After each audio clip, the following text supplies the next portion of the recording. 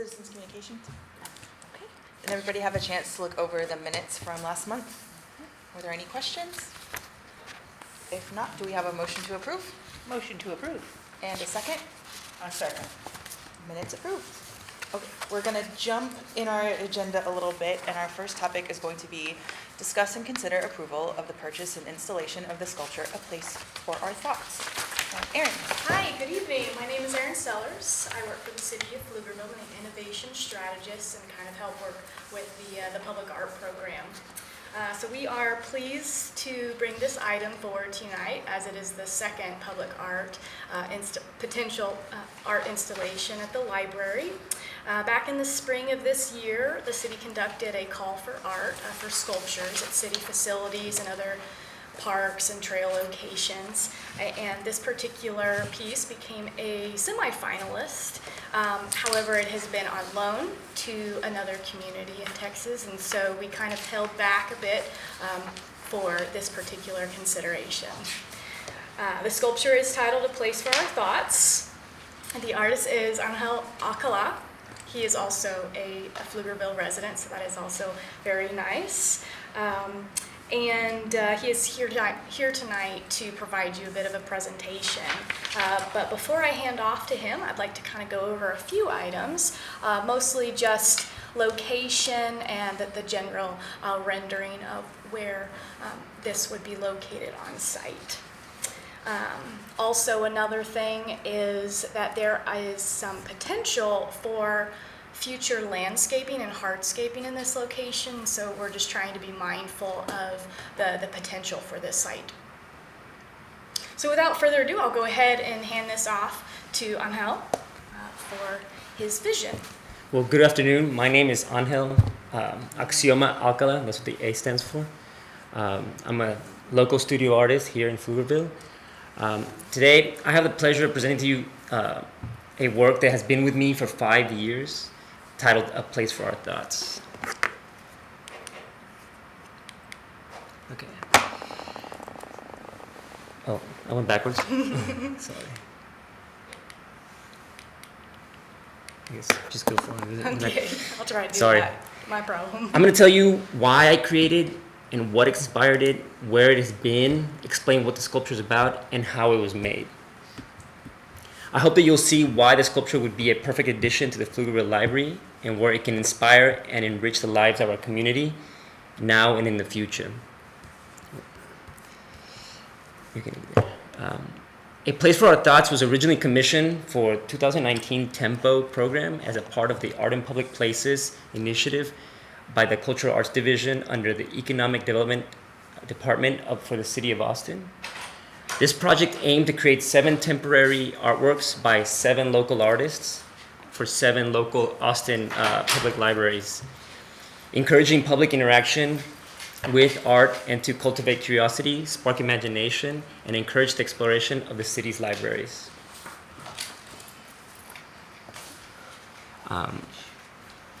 What is a library?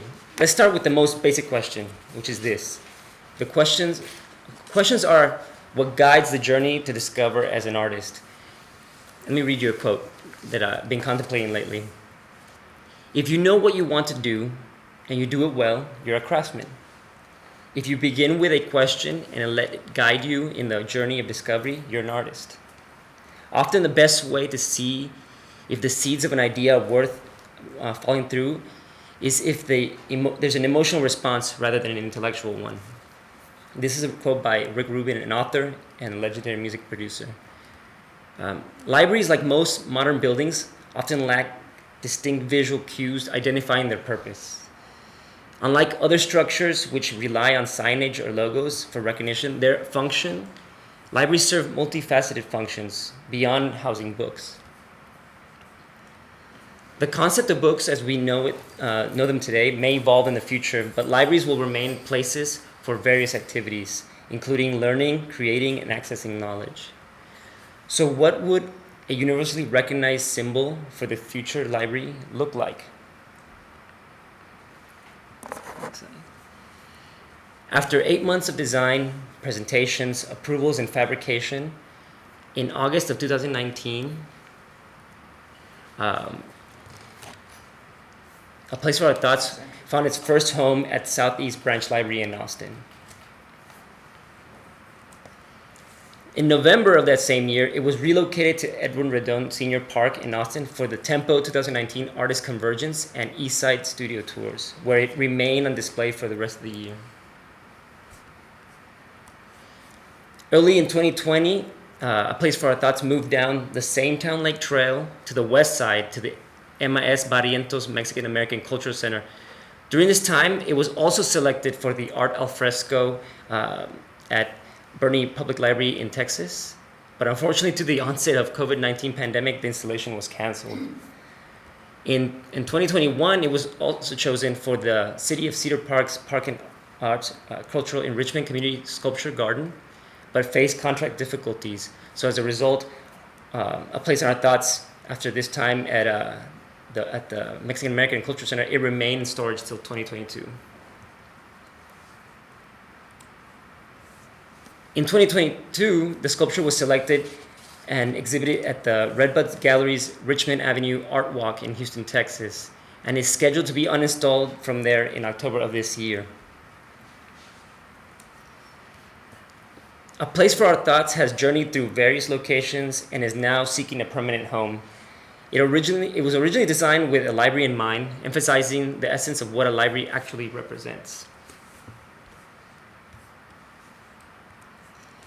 As part of the public, when I conceived this concept for this sculpture, I envisioned it as a tribute to all libraries. It portrays a child's silhouette surrounded by a Voronoi pattern, symbolizing growth, connection, and learning. The other silhouettes within the pattern represent authors of knowledge, individuals whose ideas form the basis for our own understanding of the world. As part of a public outreach effort, I incorporated silhouettes of volunteers into the final design. Volunteers were engaged in the project where I explained the concept and collected their photo, which I later digitally vectorized and simplified for incorporation into the design. It was essential for the silhouettes to be of real people, symbolizing our collective human memory, a vast repository that connects us across generations, time, space, and meaning. Our ideas and stories are carried forward, passed on to the future generations, connecting us and making us eternal through our shared knowledge. Knowledge is a legacy passed down through our generations, continually refined, advanced, reshaping the world for the better with each iteration. The sculpture's design emphasizes viewer interaction. Its open volume niche space invites the public to participate and become part of the artwork by completing the image. The volunteer silhouettes serve as avatars, allowing other viewers to embody the personification of knowledge in their minds. The vibrant colors of the sculpture will enhance the library's grounds and be an icon or a beacon, reflecting the rich knowledge and creativity housed within the building. Here's a close-up photo showing the precision of the silhouette cuts from marine-grade aluminum with a removable protective hexagon mesh. The sculpture is made of marine-grade aluminum, powder-coated and painted. It is designed for installation on various surfaces, including a 5x5 concrete slab. The method of attachment. The sculpture features metal tabs under the plinth. It's kind of blurry in this image, but they allow to secure the sculpture using metal bolts and anchors affixed to the ground. So in conclusion, A Place for Our Thoughts is a sculpture with a unique story of traveling and engaging diverse communities. It symbolizes the importance of our collective knowledge we carry, representing authors of our shared understanding. This artwork was created for a library and is now searching for its permanent home. I believe it would be a perfect match for the Pflugerville Library, enriching the experience of visitors, becoming a symbol of your commitment to knowledge and community engagement. So thank you for considering this proposal, and I'm now open to any questions, discussion you may have regarding A Place for Our Thoughts and its potential installation here at the Pflugerville Library. Thank you. Do you have any questions for the artist or staff?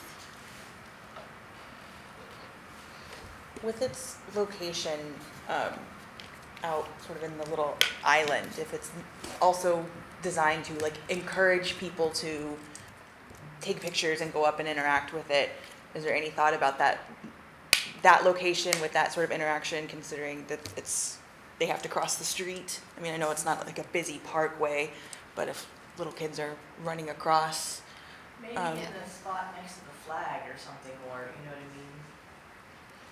That would be up to you guys, I think, if you wanted to move it. Another thing that we could probably do is do the thing like they have at grocery stores, where it has the crosswalk. Mm-hmm. yeah. I think it's a really nice location, especially if we're able to add landscape in there, just something Yeah, to, I understand the concern Yeah. about pedestrian traffic going across there, but I think we could probably work with the streets department to make sure there's safe crossing.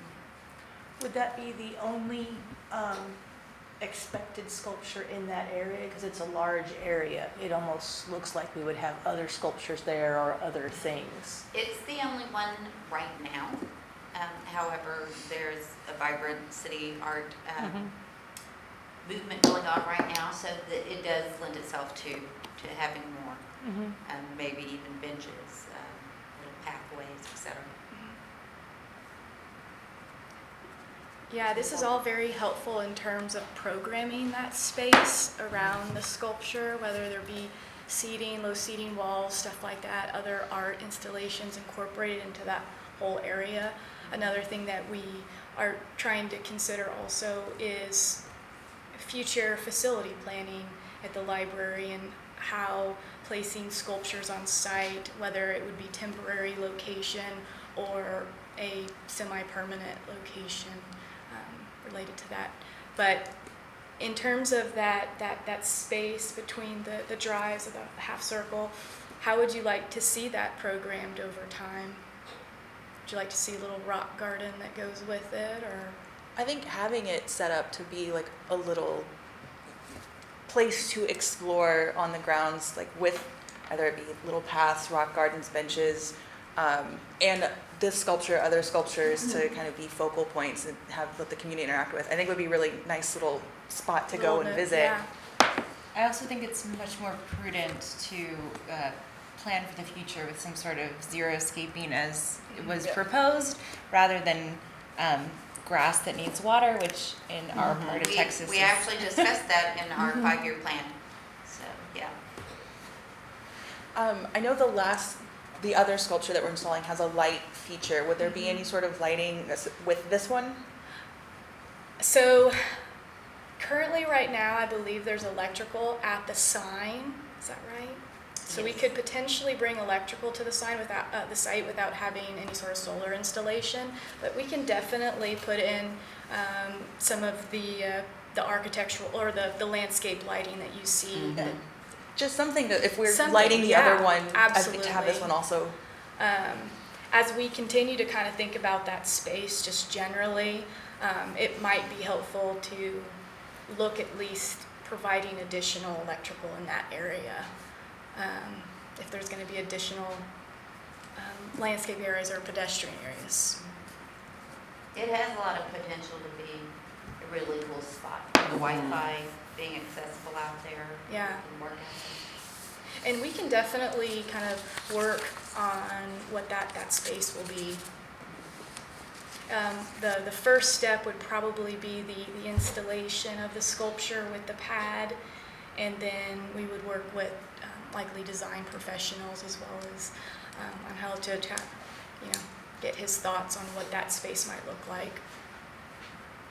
Yeah, I agree with the xeriscaping, and I envision it being something like where it's rocks and kind of feel like a contemplative space where somebody can just go in there and stand by the sculpture and engage it and kind of be in the experience. So in the illustration, there's not really a way to walk, but it'd be nice to have some kind of like, you know how some gardens have a little walkway to it. But Right here. no, like in the actual like one stick, Oh, to not yeah. not stamp on like not walk on the landscaping, like have a actual way to Walkway. yeah. Mhm.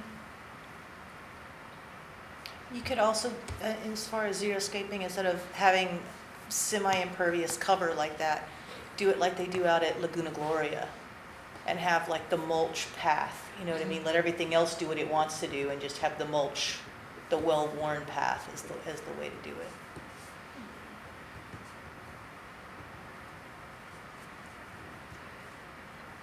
Do we have any other questions? It's a really cool sculpture. Thank you. Yeah, I like it. Appreciate that. I love that you used your volunteer profiles in it. It was a lot trickier than when I came up with the idea, I was like, oh, I could just go and stand by the library and ask, but it's weird to ask people. So that became complicated. So are you a metal sculptor, or are you, in not the derogatory way, just an artist, like an overall artist, and you do whatever you Yeah. feel, or is this your? I'm a studio artist. I work in different. Usually, the idea dictates what material. For this, it had to be something durable and long-lasting because it was outdoors, which was ironic because it was for a temporary project. But since it had to be outdoors for a whole year and in the sun, it ended up being aluminum. It's actually not that heavy. It's only altogether it's like 200 pounds. Yeah, takes, aluminum, like- I'd almost worry about it not being heavy enough. It's heavy enough where you don't even need anchors on it. Like the plinth itself, it's the plinth is as wide as it is tall. So it was designed for it to only be installed with earth anchors for a whole year, and it's installed in the parks with these gigantic like 9-inch screws.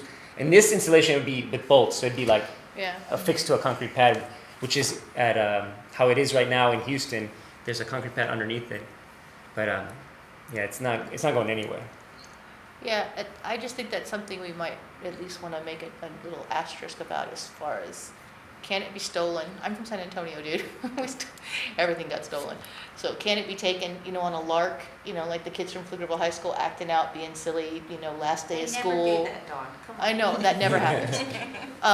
Graffiti, you know what I mean? So I know there are products that you can coat things with to prepare for washing them off on a fairly regular basis. It can be. There is an anti-graffiti clear coat. Yeah. It doesn't have it now. That way, it makes it easier for me to clean it because actually the powder coating is easy. It has Right. been graffiti before when it was at the first installation. Some kids wrote on it with a Sharpie, but we were able to remove it easily because it's powder coating is like a plastic coating that's baked on, so it's pretty easy. But it can, yes, there is Yeah. anti-graffiti coatings that we can put on. Yeah. Since this would be like a permanent structure, it would stay here, what would the maintenance look like upkeep in terms of how often do we need to have it cleaned and I mean, I think you could visually see it when it starts to get dusty. And I mean, the inside space has like little like weep holes, so like water doesn't collect in it. So, but it's just on a visual. You would see it, I guess, over time. Like it's been out in Houston on that intersection for like a year. But there's a lot of cars passing, so it starts starting to build up a little coating of dust, and with the rain, it kind of maintains itself. It's low maintenance. And that's similar to the other sculpture that's power coated, so it'd probably be on the same cleaning like schedule. time schedule? Mhm. That'd be convenient. What other sculpture are we talking about, just for my The edification? pencil sculpture? Which I have an update on. Is there going to be a plaque with your name on it and the name of the piece? Absolutely.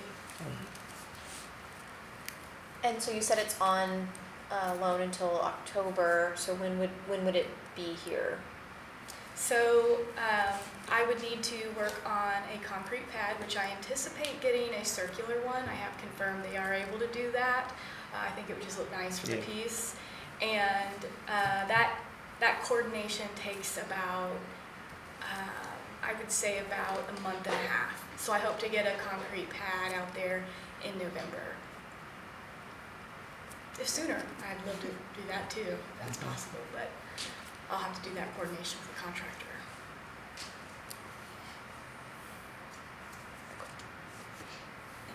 Are there any other questions? Do we have a motion to vote on approval of the sculpture? Yeah, I'll move for that. Okay, and a second? I second. Okay. All those in favor of approval? All opposed? Okay, motion passes. We approve the sculpture. Thank you. Thank you. Congratulations. Thank you.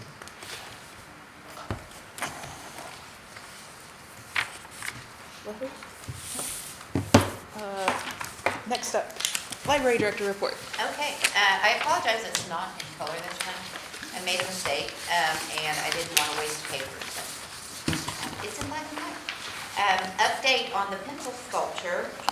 The pad has been poured, the concrete pad is out there, and correct me if I'm wrong, Erin, the pieces are being fabricated now?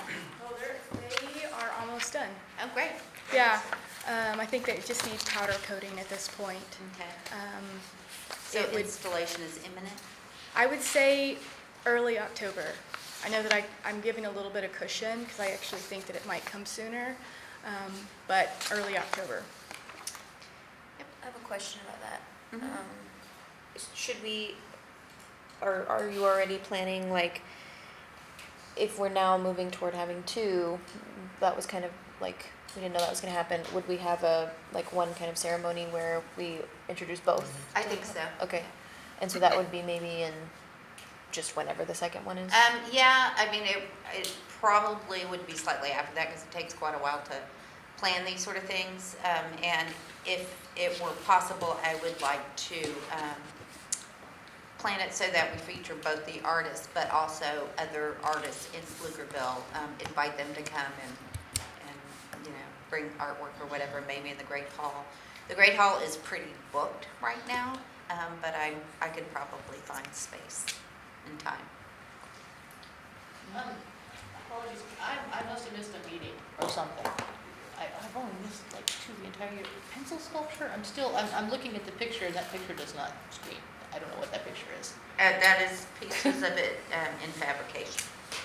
Okay, so It's a pencil pencil. made out of concrete? No, It's metal, like that one. and it says knowledge and power in different languages, and it's 10 feet tall, I think. And this is going to be put where? The little sidewalk that's winding down on the left-hand side of the building, if you're facing out, the pad has been poured there, and it'll be next to that. Okay.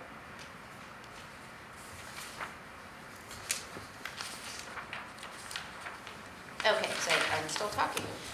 Okay, so we're coming to the end of our fiscal year, so I should have final numbers at the October meeting. If you can see, our physical circulation is up from last year. Our electronic is down, which makes the overall number down, but I'm not concerned about it. It's still very well used.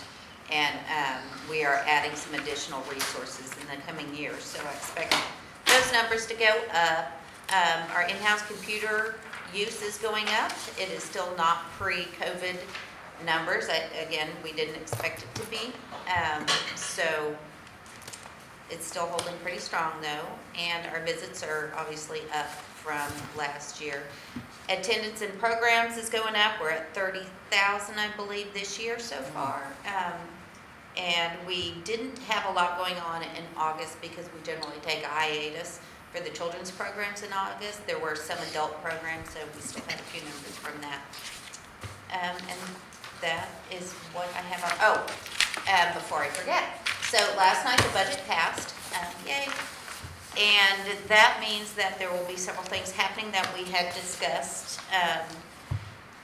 One of them includes fixing the roof, which is amazing, and replacing a couple of the AC units that are getting ready to die, but also some fun things like the nursing pod and the pop-in pods, which is our sort of way of giving people more private space without having to build another wing onto the library. So the pop-in pods are really cool. One of them is ADA compliant, and it will seat 2 people if one of them has a wheelchair or something like that. I believe it'll seat, I want to say 4 people who are just sitting in chairs in there. So these are smart cubes. You can see through them. They're completely glass. and they'll have power and everything, and they are mobile. So, but it's not like I can just like unlock the wheels and push it off somewhere. They're not that mobile, but if we did need to move them somewhere else in the library, we can do that. Right now, I'm planning on putting them where the adult computers are right now. I'm going to consolidate the 4 pods into 2, so we're not losing any public computers. We're just consolidating them on 2 pods. There's plenty of room to do that, and then I plan to put the popping pods there. The nursing pod obviously will go in the children's room towards the back. So the individual popping pods will have to be checked out. So people would, we're not going to have them reservable, so we're not charging people to use them because they're very small, but people can come with their library card and check it out for, X amount of time. And we're doing that for a number of reasons, so that people, when people develop an ownership of space, so we want to make sure that everybody has equal access to the space. And that is all I have for the director's report. But big stuff coming. Oh, and our book, before I forget, our book locker is being manufactured right now, and it will be our after-hours pickup locker in front of the library. Up next is discussion regarding updates on marketing and outreach with Tiara. Yeah, thank you so much. So August was a really popular month for outreach requests. We had a lot of back to school things, and then we also had some other things. We went to the Wellness Fair, which is an internal event for City of Pflugerville employees, and I actually signed up a lot of people for cards there because a lot of people weren't necessarily aware that they could get a membership even if they lived outside of Pflugerville if they worked for the city, so that was great. I returned to the assisted living facility that I went to in July, and I gave an e-resource presentation, and that was very popular as well. So it's great to sort of learn different ways you can sort of serve the community. September is a busy month. We've got a lot of back to school type requests coming in for outreach, and then we have a library con coming up, of course, so that is taking up a lot of brainwaves in the programming and marketing department. But we also have library card sign-up month. September, the whole month of September is library card sign-up month, so we're trying to attract people to sign up for cards for the first time if they haven't had a chance to do so. So yes, and we've already got a lot of requests rolling in for October as well. A few trunk or treats, so those are always fun. But yeah, it's been busy. We've been seeing a lot of interest. Oh, and one exciting thing is that the author of If You Give a Pig a Pancake, Laura Numeroff, actually commented on one of our Facebook posts, so that was very exciting. So yeah, all things going well in my world, so yeah. Up next, the Friends of the Pflugerville Library report. The Friends had another very successful quarterly book sale. If you haven't noticed, they have really stepped up their social media presence. They have some people now on the Friends who are very tech savvy and have been helping them with that, so that is going really well for them. They're still supporting the library. Yay. And that brings us to discuss and consider action on the 5-year plan. And I apologize if I missed some of the punctuation corrections. To be perfectly transparent, I could not find my notes from last time. So I did as much as I could remember, and if I missed something, I apologize. Don't hesitate to point it out. So the committee met again, and we went through the rest of the 5-year plan, starting with fiscal year 26, I believe, and just went ahead and blew through the rest of that. Let's see if there's anything that jumps out. There weren't a lot of changes to it. We did make some changes to the intro of the entire thing and to the, which I think you guys already saw in the last one, and to the closing paragraph. So if you want to turn to the last page, yeah, to the appendix. I think it's the second to last page. You can see that we updated that quite a bit. The numbers that were in there were from when I think this was first written, probably 2010 or 2012. It was right after the new library opened, so we got together and updated that quite a bit and added some verbiage at the bottom.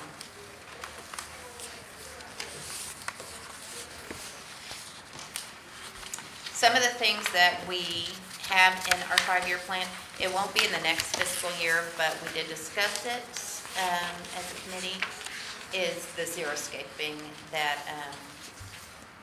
Laura had suggested. So we are looking at that for a number of reasons. A, we want to be as environmentally friendly as we can be. We are a wildlife habitat, both national and state, in our courtyard. And so I think it just behooves us to set an example for the community and be as environmentally friendly as possible. I think that's all that's going to be able to live Right. here anymore. Yeah, if this is the new weather pattern, then But that's good.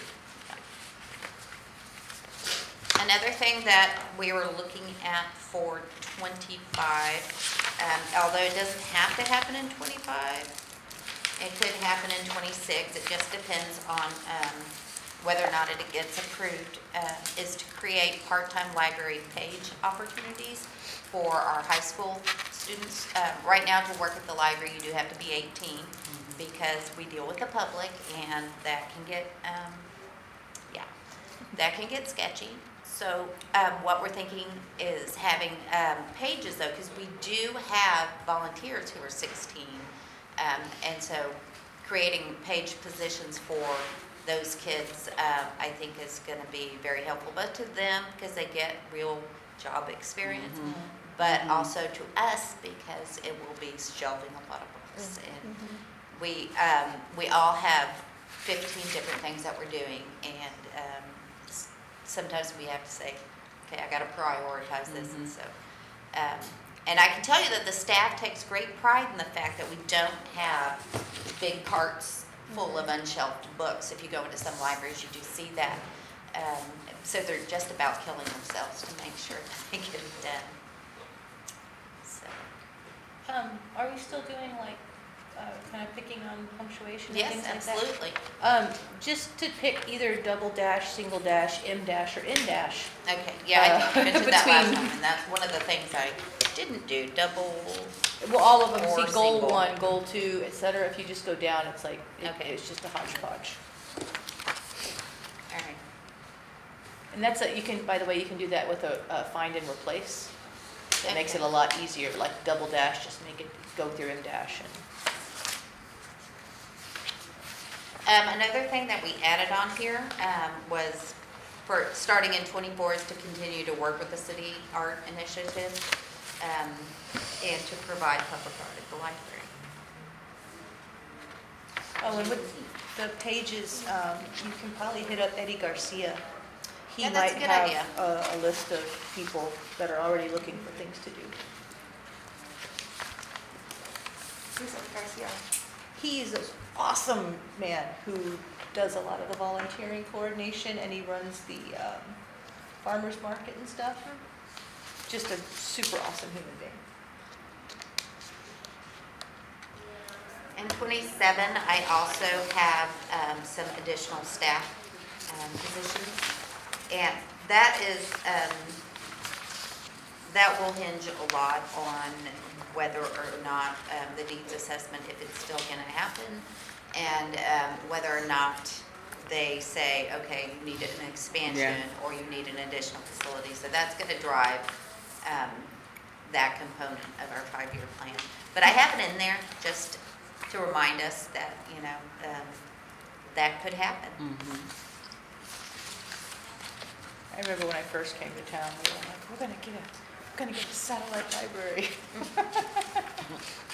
I've only been here for 23 years.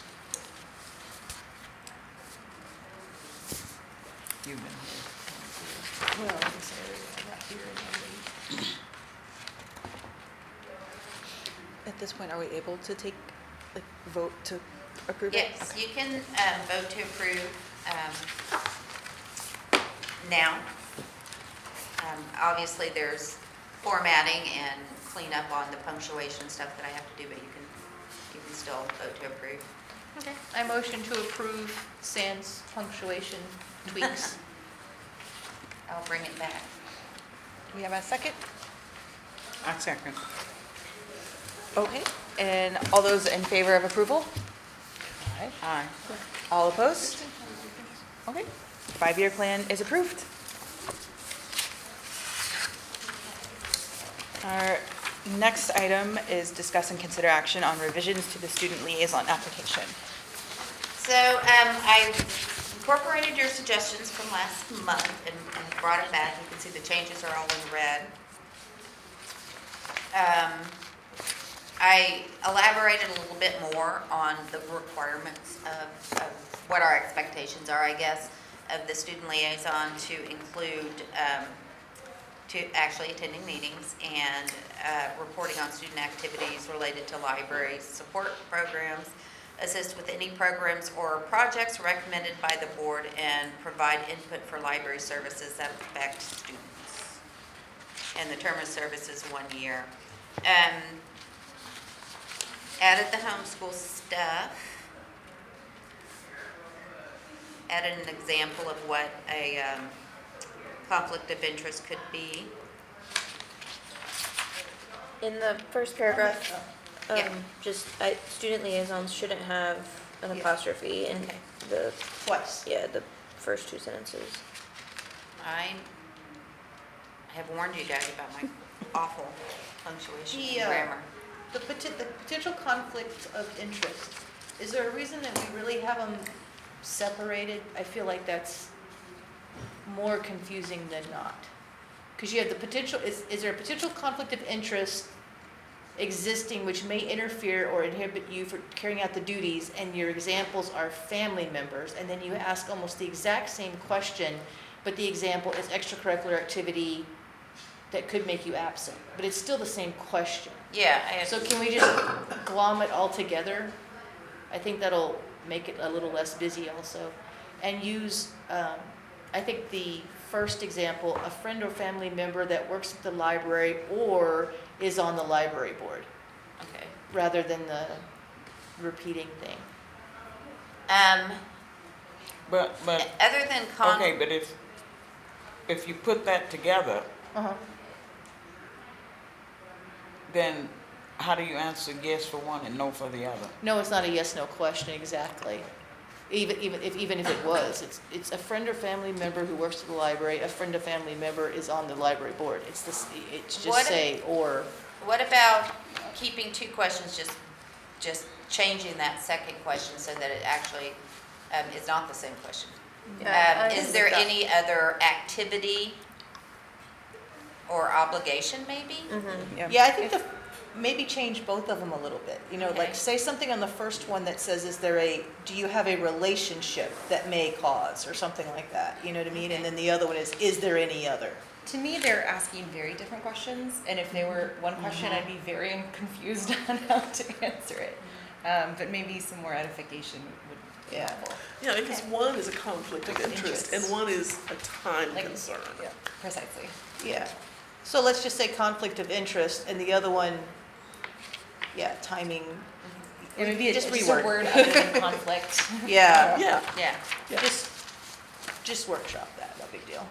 Um, On the what do you expect from us, and feel free to chime in on here on me. I feel like that should be commas rather than semicolons between your options.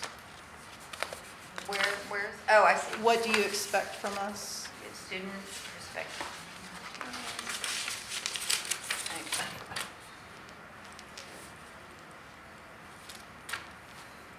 Okay. And then the last one at the top of the third page, yeah.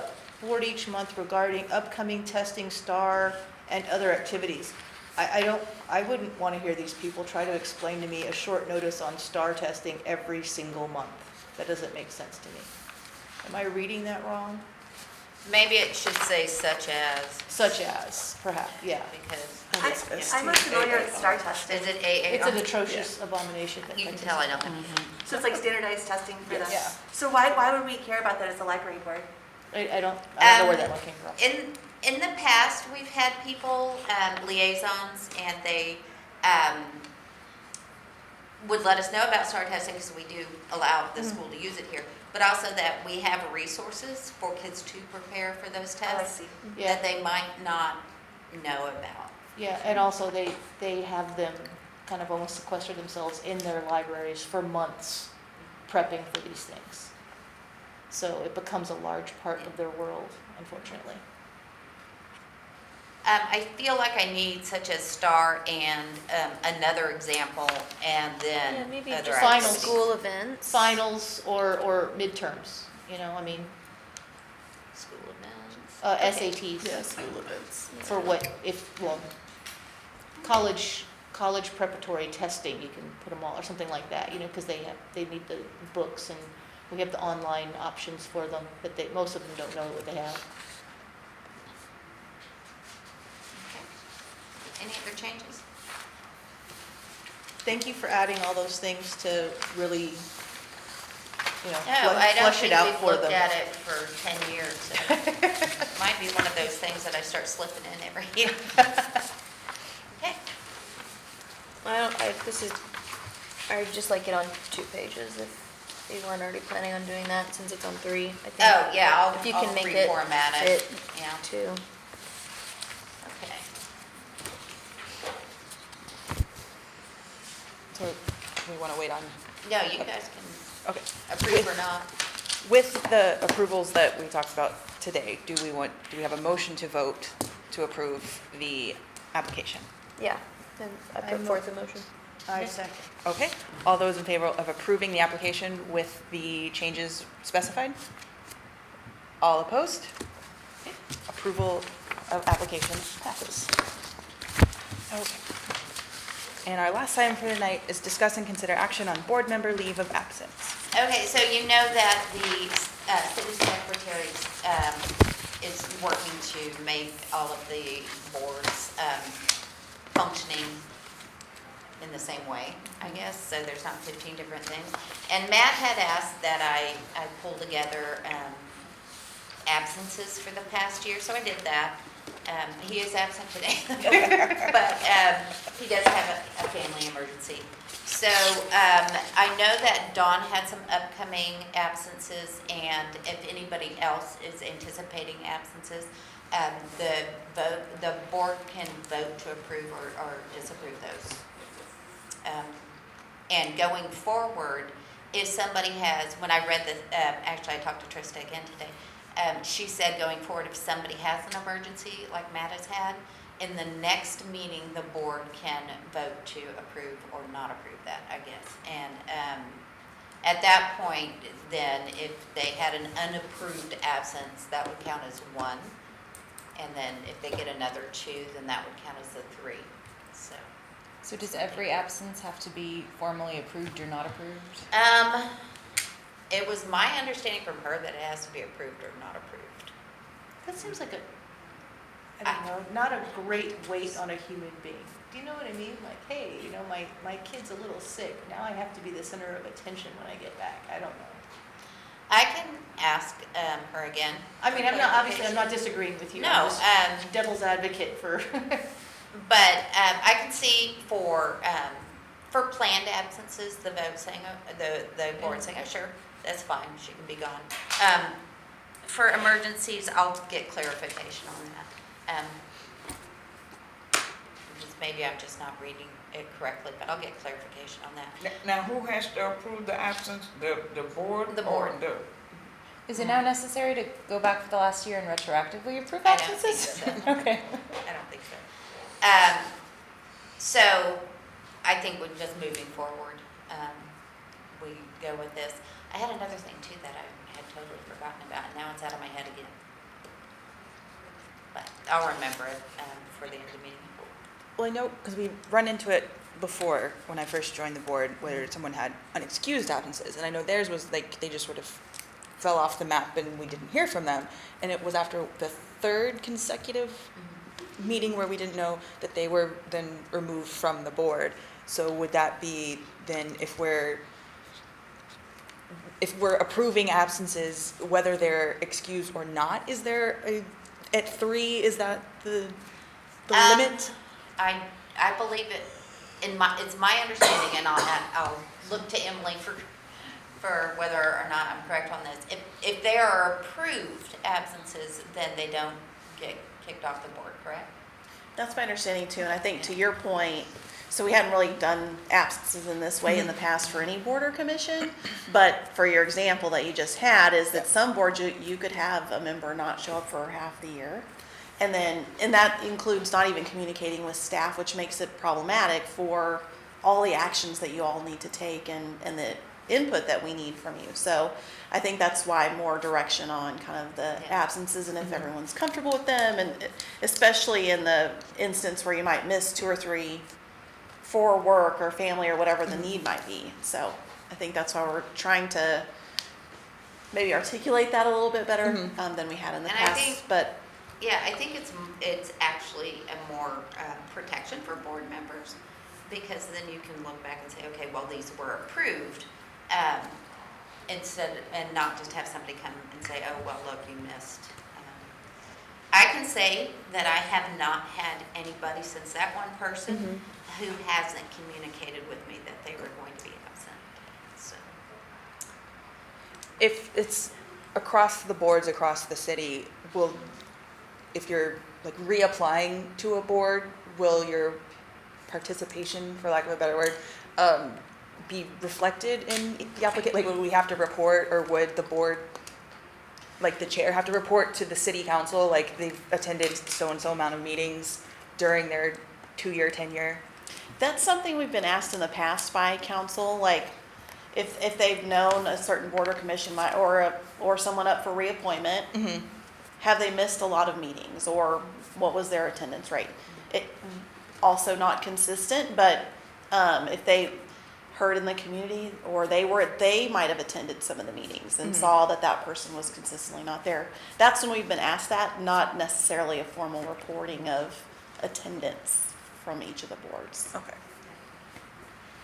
your 5-year plan is generally your report to council every year. So I did remember the other thing too, because Emily sparked my memory, is that we do have some people who are up for reappointment, and I do believe that they will start accepting those applications in October. And the deadline, do you know when the deadline is? It's in usually October also. It's about... Yeah, I think that's right. And then the special meeting of council will happen probably in November, first part of December. Yeah. And so we do have several people who are up for reappointment, and unfortunately Dawn has turned out. It's this year. So she will be leaving us in December, and they have to sit out for 2 years. Yeah. Or you can always sit on another board.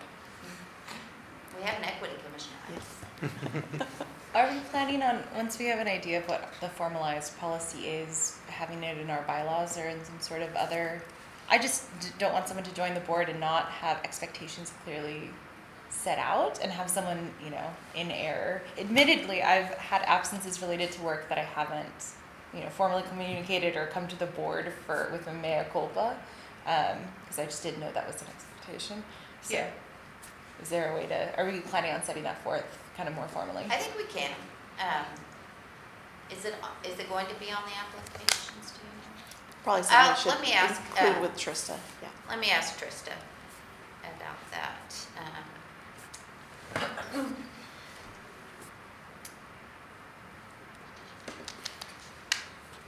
I thought the 3 absences was pretty clear. So is it just getting changed because the 3 absences just wasn't giving people enough time, like that they needed more than 3 absences?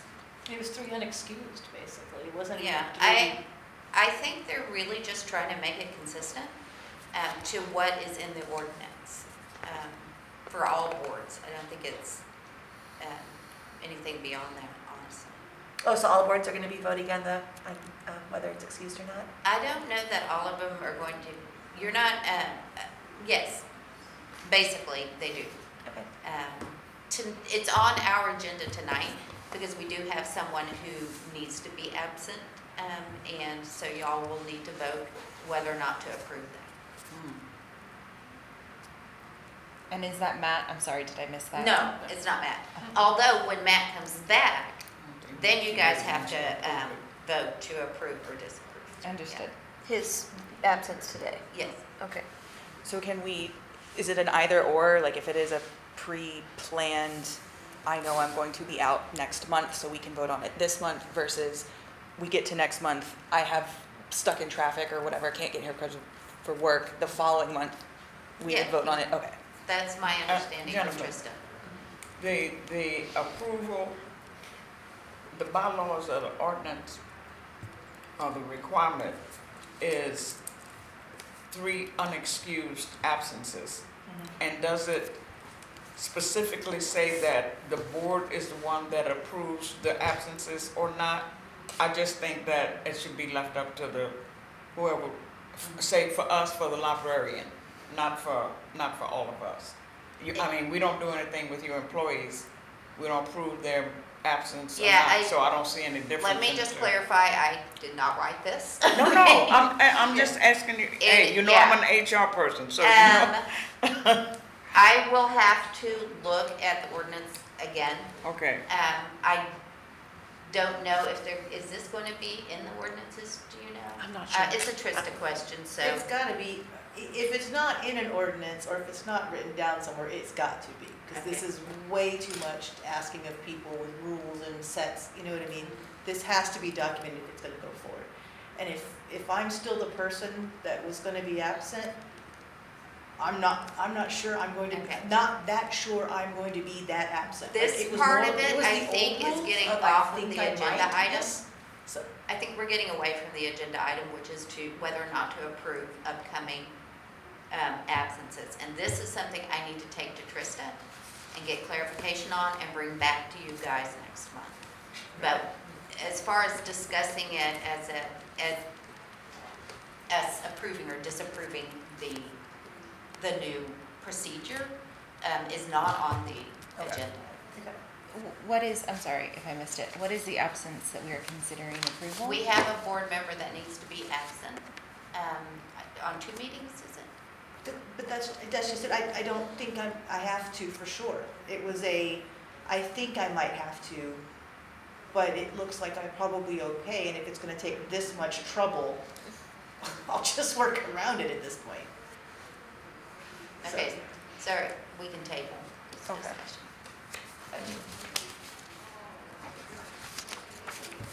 So you have to say for tabling it. Okay, so we will table that discussion and return back to the larger discussion when we have more clarification on the Yes. ordinance. Okay. And I think it's probably going to be 2 agenda items on the next one. One will be the clarification of the procedure, and the other one will be, and it might be something that we just put on our agenda every month, like approved absences. Are there absences to Yeah. approve? Yeah, and it could be as simple as that.